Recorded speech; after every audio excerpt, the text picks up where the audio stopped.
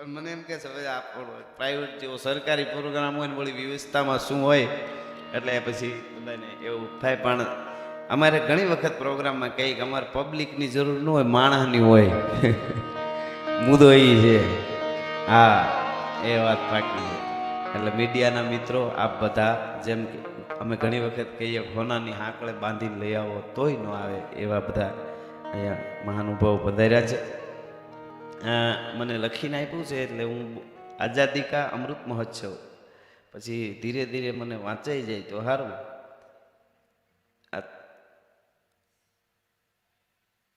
મને નહીં ઉકલે આ પણ કઈ વાંધો ટૂંકમાં સંસ્કૃતિ પ્રોગ્રામમાં મોજ કરી લઈ. હવે આમાં વાંચવાનું આવશે મારો પાછું ડકે ચડી છે. પાછું એક શિક્ષક સાહેબે છોકરાને કંઈક આવી રીતે કાગળમાં લખી દીધું અને પછી કીધું કે વાંધો નહીં. એટલે એમને કીધું કે હાલે એમ. એટલે છોકરો મૂંઝાણો ગોટે ચીડ્યો, વાંચી ન હોય ગયો. છોકરાને એમ થયું કંઈક ફરિયાદ હશે, હું હશે. ઘેરે લઈ ગયો કાગળ, એને પપ્પાને વંચાવ્યું. પપ્પુએ મૂંઝાણો, આખી સોસાયટી મેથી પણ ઉકલ્યું નહીં કોઈ. બીજે દી છોકરાનો પપ્પો આવ્યો છોકરાને લઈને સ્કૂલે. એને આવીને કીધું કે સાહેબ આમાં શું લખ્યું છે કે કાંઈ ફરિયાદ છે મારા દીકરાની કે શું છે એમ. તો કે ના ફરિયાદ બરિયાદ કાંઈ નથી, તો એમ લખ્યું છે અક્ષર સારા કરો એમ. એ કે પણ પેલા તમે તો કરો. એટલે આમાં આવું થાય છે.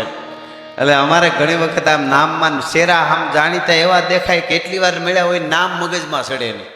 ઓલો નહીં એક બાપા ભૂલી ગયા, પોતાનું નામ ભૂલી ગયા, પોતાનું નામ ભૂલી ગયા. અટાણે મને તેમ લાગે છે કે આપણે આ બધું આપણી સંસ્કૃતિ સંસ્કાર ને પ્રકૃતિ ને એનાથી બહુ આગા જતા જાઉં ને તો 10-20 વર્ષ પછી બોર્ડ રાખવા પડશે.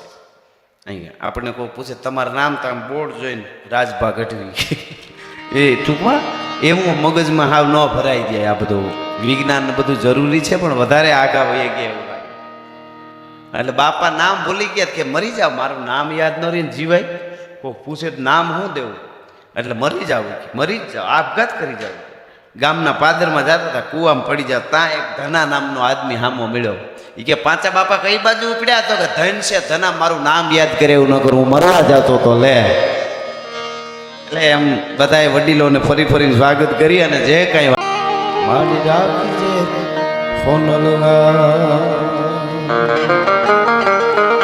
કોયાની સંકટ હરે અને અધર્મ ધારણ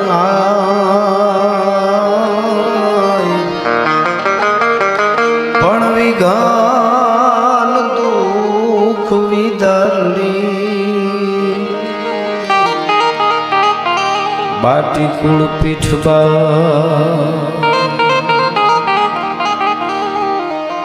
તોય ફ્રોડ સિંધુ પર જુગતી પશ્ચિમે મધ્યમાં એશિયાની ગટારી આપણી હિન્દ દેવી તણી કમર પર ચમકતી દ્રઢ કસી તીક્ષ્ણ જાણે કટારી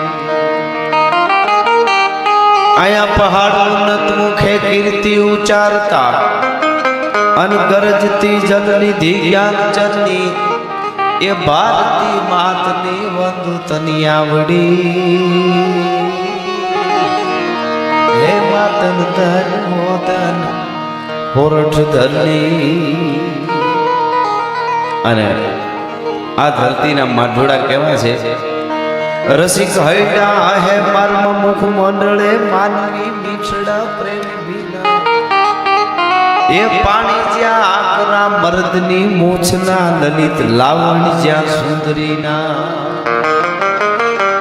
સજળ ઘનરાજમાં જગુગતી વીજળી એવી આયા ઘૂંઘટે મલકતી લાજ રમણી એ ભારતી માતની વંદુ તની આવડી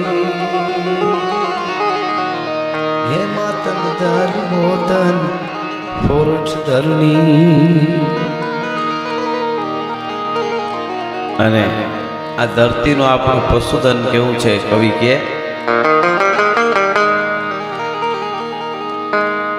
ભગર ભેહું વડી હાથણી જેવડી અને ધેનું જાસી સન્મુખ જસતી એ ઘોડીઓ માણકી તીખી તાજણ સમી જાતવંતી ઘણી જ્ઞાન પસતી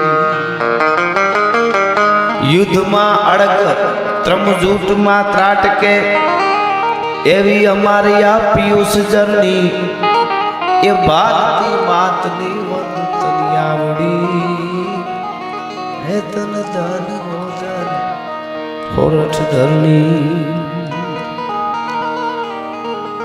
એવી હોરઠની ધીંગી ધરા ગરવા ગિરનારની ગોદમાં આજની રઢિયાળી સાંજ આજનો આ કાર્યક્રમ પ્રોગ્રામ આઝાદીના 75 વર્ષની અમૃત મહોત્સવ જ્યારે ઉજવી રહ્યા હોય ત્યારે આદિ કવિ ભક્ત કવિ નરસિંહ મહેતાની પુણ્યતિથિ નિમિત્તે એની જયંતિ નિમિત્તે આજે જે મારે અને તમારે અહીંયા મળી અને 2-3 કલાક 2.5 કલાક જે આનંદ કરવાનો છે એમાં પધારેલા બધા જ વડીલો મુરબીઓ માતાઓ બહેનો મને આ નામ આપ્યા છે ને હું વિચારતો હતો કાં તો બધાયના લેવા આગલી અરોળમાં નકર બધાયના વડીલો મુરબીઓ કારણ કે 2-4ના નામની ખબર હોય ને પછી રહી જાય તો બેન ઓલું થાય પાછું બાપા અને ઘરનો ડાયરો અહીંયા સારું સાંભળવા આવ્યા છે ધીરે ધીરે બધા આવે છે મેં ભાઈને કહેતો હતો મેં કીધું ખાલી મેં કાંઈ પછી સતત પ્રોગ્રામ એટલે કંઈ જોયું નહીં કંઈક વિડીયો કાલે બનાવીને મૂકી દીધો ને મારા ઓલામાં તો આમાં હામત નહીં ખાલી આંગણિયા એ પૂછીને જે કોઈ આવે રે આવકારો મીઠો આપજે રે જી તારા આંગણિયા પૂછીને કોઈ આવે આપણને સમય મળ્યો હોય ને તો આવે પૂછીને શબ્દ વાપર્યો કાક બાપુ જોઈએ એમનેમ નહીં બજારમાં હેર્યા જતા ડેલી ઘરી જાય એમને પૂછીને ફલાણો ભાઈ પૂછીને આવે એનું કારણ છે કાંઈક છે જસદણ આલા ખાસર ને ત્યાં બનેલી ઘટના છે એને બહુ દેવા મીંડ્યા દાતાર હતા એટલે એના માણસોએ કીધું કારભારીએ કીધું કે બાપુ હવે દાન દેવાનું ઓછું કરી નાખો તો સારું હો તેજોરીમાં તળિયા દેખાઈ જાય કે પણ માણસ બહુ આવે હું ના નથી પાડી શકતો હું શું કરું ભાઈ બધા લેવા આવે એ તો કે ગોળ હોય ને માખીઓ આવે એમ કઈ ન દઈ દેવાનું એમાં એક દિવસ રાતના 12-1 વાગે બોલાવ્યો કારભારીને અને પછી ગોળનો ઢગલો કર્યો આમ અને પછી ગોળનો ઢગલો બતાવીને કારભારીને કીધું કે તું કહેતો તો ને ગોળ હોય ને માખીઓ આવે તો જો આ ગોળ પડ્યું કેમ માખીઓ નથી આવતી તે ઓલા કારભારીએ કીધું બાપુ એ તો દિવસ હોય તો આવે દી હોય તો આવે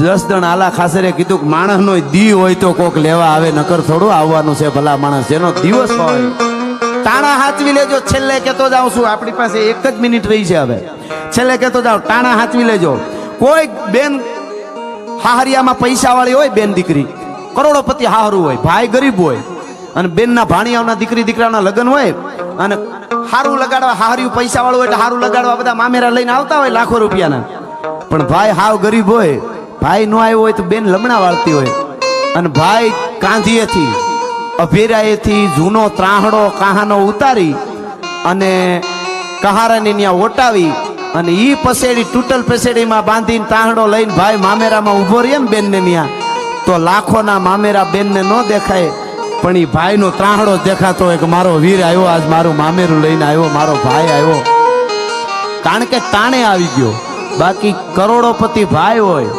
બેન ગરીબ હોય અને પછી ભાઈ એમ કે ભાણિયાઓના લગ્ન છે પણ મારે એકચ્યુઅલી દુબઈમાં મીટિંગ છે દુબઈમાં મારે મીટિંગ છે મારાથી નહીં પુગાય અને લગ્ન પતી જાય પછી જો ભાઈ ડાયમંડનો હાર લઈને આવે અને બેનને આવીને એમ કે આલે આ ડાયમંડનો હાર તો ટાકણખાર બેન હોય તો કહી દે ભિખારીને દઈ દેજે તારી જરૂર હતી મારે તારા હારની જરૂર નથી ભલા માણસ કહેવાનો અર્થ આવી વાતો કલાકો સુધી છેલ્લે અડધી મિનિટ માટે સપાખરું કહીને મારા શબ્દોને આપણે વિરામ આપી પાછા એટલે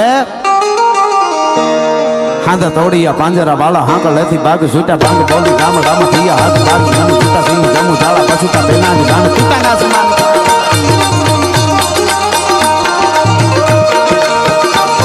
હાંધા તોડિયા પાંજરા બાળા હાંકળ લેથી બાગ છૂટા ભાંગ બોલી ગામ ગામ થયા હાથ બાગ નાનું છૂટા દિયે જમુ ઝાલા પછુટા બેનાની ગાન તુકાના સમાન ગેરા મુડા લવી તાર ઝાલા પાળા તાર વાળા પલ્લે કાળા મેર જાગે પાડ વાળા રક ઝાલા રબ કાળા પૂર કોડાલા મુડા માહે વાદલા રંગોર ફળ પાડ જારે મંતુકારી પગારા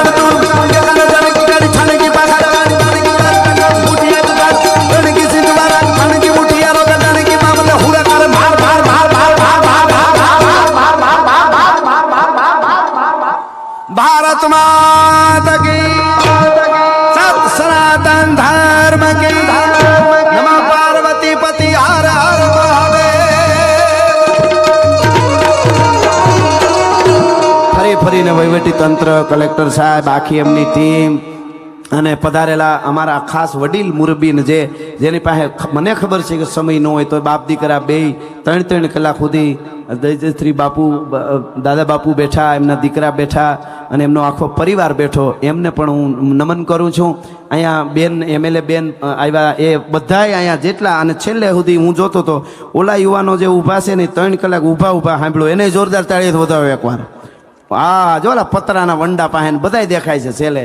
ખમા તમને, જય હો, જય માતાજી.